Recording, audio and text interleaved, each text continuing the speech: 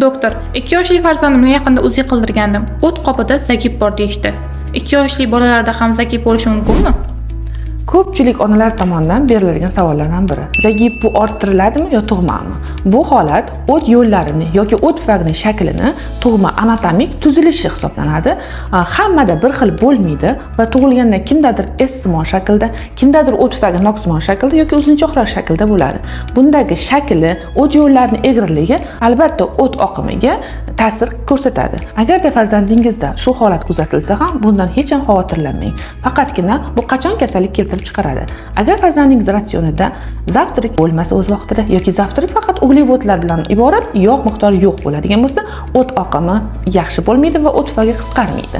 Ikkinchidan, agarda farzandingizda suv miqdori kam bo'ladigan bo'lsa, o't quyuqlashib ketadi va S-simon yoki qayrilib qolgan joydan o'tishi qiyinlashib qoladi. Va farzandingizda o't dimlanishi belgilari, ya'ni og'iz hidlanishi, qorin dam bo'lishi va axlatda yog' miqdorini oshib ketishi yoki ich qochish holatlari kuzatila boshlaydi. Agarda farzandingizga zagib yoki o't tufagi S-simon ekan, qayrilgan ekan deganda ham siz xavotirga tushmang.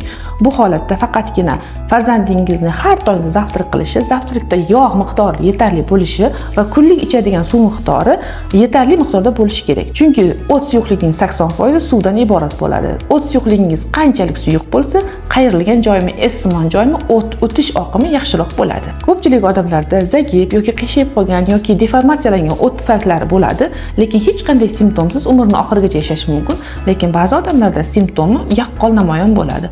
Bu to'g'ri ovqatlanishi, ovqat tarkibidagi kletchatka miqdori, suv miqdori, yog' miqdori va albatta qiladigan jismoniy mehnatga bog'liq bo'ladi.